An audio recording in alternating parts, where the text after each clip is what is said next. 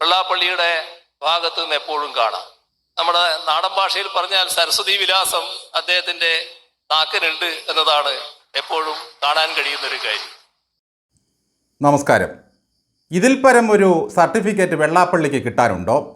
വെള്ളാപ്പള്ളിയുടെ സരസ്വതി വിലാസം കേട്ടാൽ വെള്ളത്താമര വിടരും, പക്ഷികൾ പാട്ടുമറക്കും, പേട്ടുമരങ്ങളും പുഷ്പിക്കും, വനങ്ങൾ തളിരിടും. പിണറായി പ്രഭു തൻ്റെ അപദാനങ്ങൾ പാടുന്നത് കേട്ടപ്പോൾ നടേശൻ്റെ ഉള്ളംകാല് മുതൽ ഉച്ചാന്തല വരെ രോമാഞ്ചം കൊണ്ടു. SNDP യോഗം ജനറൽ സെക്രട്ടറിയായി വെള്ളാപ്പള്ളി 30 വർഷം പൂർത്തിയാക്കുന്നതിൻ്റെ ആഘോഷ ചടങ്ങിലാണ് പിണറായി വിജയൻ വെള്ളാപ്പള്ളിയെ വാതോരാതെ പുകഴ്ത്തിയത്. എന്താണ് നടേശൻ്റെ നാവിലെ സരസ്വതി വിലാസം എന്നല്ലേ? മലപ്പുറം ഒരു പ്രത്യേക രാജ്യമാണെന്നും അവിടെ ചെന്നാൽ ശ്വാസം വിടാൻ പോലും ഈഴവർക്ക് കഴിയുന്നില്ലെന്നും പറഞ്ഞതാണ് സരസ്വതി കടാക്ഷം. ഈ പ്രസ്താവനയ്ക്കെതിരെയാണ് DYFIക്കാർ മുതൽ പ്രതിഷേധവും പരാതിയുമായി രംഗത്തിറങ്ങിയത്. ഈ ഗുണ്ടായുസവുമായി നടക്കുന്ന മഹാന്മാരുടെ തലയിൽ ചേറും വെള്ളവും അല്ലെങ്കിൽ നിങ്ങൾ മനസ്സിലാക്കിക്കോ ഈ മച്ചാന്മാരുടെ കളികൾ. വെള്ളാപ്പള്ളി പന്തലിലേക്ക് പിണറായി വിജയൻ്റെ കൈപിടിച്ച് കൊണ്ടുവരുന്ന രംഗം കണ്ടാൽ നമുക്ക് രോമാഞ്ചം വരും.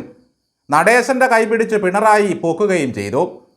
പാർലമെൻറ്റ് തെരഞ്ഞെടുപ്പിലും ഉപതെരഞ്ഞെടുപ്പിലും പിണറായി വിജയൻ ആരുടെ കൈപിടിച്ച് ഇതുപോലെ പൊക്കിയോ അവനൊന്നും കരകയറുകയോ ഗുണം പിടിക്കുകയോ ചെയ്ത ചരിത്രമില്ല. കുമാരനാശാൻ പോലും 16 കൊല്ലം മാത്രമേ SNDP യോഗത്തെ നയിച്ചുള്ളൂ അത്രേ. നടേശനാശാൻ 30 കൊല്ലം ഭരിച്ചുവെന്നാണ് പിണറായി പറയുന്നത്. കുമാരനാശാന് വോട്ട് കമ്പനി നടത്താനും പല്ലനയാറിൻ്റെ തീരത്തിരുന്ന് കവിത എഴുതാനുമേ അറിയുമായിരുന്നുള്ളൂ. കള്ളുകച്ചവടം നടത്താനും രാഷ്ട്രീയ ഉപജാപത്തിലൂടെ സമുദായ പ്രമാണിയാകാനും കഴിഞ്ഞില്ല. തനിക്ക് പറ്റിയ ഒരു മുഖ്യനെയും കുമാരനാശാന് കിട്ടിയില്ല. വെള്ളാപ്പള്ളിയോടും ഗുരുവിനോടും ഈ സഖാക്കൾക്ക് എന്തൊരു കരുതലാണ് ഇപ്പോൾ. മലപ്പുറം പരാമർശം നടത്തിയ നടേശൻ്റെ വാക്കിനെ വിജയനിത സരസ്വതി സമ്മാനം നൽകി അനുഗ്രഹിച്ചിരിക്കുന്നു. ആളുകളുടെ മനസ്സിലേക്ക് നല്ലതുപോലെ കയറുന്ന അവതരണ രീതിയാണ് വെള്ളാപ്പള്ളിയുടേതത്രേ. പിണറായി വിജയൻ്റെ അവതരണ രീതിയും ഒട്ടും മോശമല്ല. ആ പരനാറി പ്രയോഗം ഇപ്പോഴും ചെവിയിൽ കിടന്ന് പുളയ്ക്കുകയാണ്. ഭഗവാൻ വിജയൻ നേരിട്ട് വന്ന് ആശീർവദിച്ച സ്ഥിതിക്ക് ഗോവിന്ദൻ്റെ ആഹ്വാനപ്രകാരം ഇനി ആരും ശാഖായോഗം പിടിക്കാൻ പോകേണ്ടതില്ല. വെള്ളാപ്പള്ളി അത് താലത്തിൽ വെച്ച് അങ്ങ് തരും. ഈ പാർലമെൻറ്റ് തെരഞ്ഞെടുപ്പ് അടുക്കുമ്പോൾ മാത്രമേ നടേശൻ മുതലാളിക്ക് കാവിജ്വരം കലശലാകൂ. ഒരു സമുദായ നേതാവിനെ ഇത്രത്തോളം വിജയൻ ചെന്ന് പുകഴ്ത്തണമെങ്കിൽ അതൊന്നും കാണാതെയാകില്ല. വെള്ളാപ്പള്ളി പറഞ്ഞത് മലപ്പുറത്തെ പറ്റിയല്ല മുസ്ലിം ലീഗിനെ പറ്റിയാണ് എന്നാണ് പിണറായി പറയുന്നത്.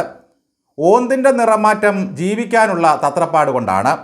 വിജയൻ ഓന്തിനെ പോലെയാകുന്നത് എന്തിനു വേണ്ടിയാണെന്ന് ആർക്കാണ് അറിയാത്തത്? ഈ വിജയനെയും നടേശനെയും കണ്ടാൽ 2 ഓന്ത് സഹോദരന്മാരെ പോലെ ആർക്കെങ്കിലും തോന്നിയാൽ അവരെ കുറ്റം പറയാൻ കഴിയില്ല. വെള്ളാപ്പള്ളിയുടെ വാക്കുകൾ ആൾക്കാരുടെ ഉള്ളിലേക്ക് കയറും പോലും. ഉള്ളിലേക്കല്ല അണ്ണാക്കിലടിക്കുന്ന വർത്തമാനമാണ് പലപ്പോഴും അദ്ദേഹം പറഞ്ഞു കൂട്ടുക. ഇപ്പോൾ കേട്ടവർക്കെല്ലാം ഒന്ന് മനസ്സിലായി. മലപ്പുറത്തുകാരെ മോശക്കാരാക്കാൻ വിജയൻ പ്രേരിപ്പിച്ചതാണ് ഈ വെള്ളാപ്പള്ളിയെ എന്ന് പിണറായി 3ാമതും വരുമെന്ന് പറഞ്ഞപ്പോൾ തന്നെ നടേശൻ്റെ വാഗ്വിലാസം മനസ്സിലായി.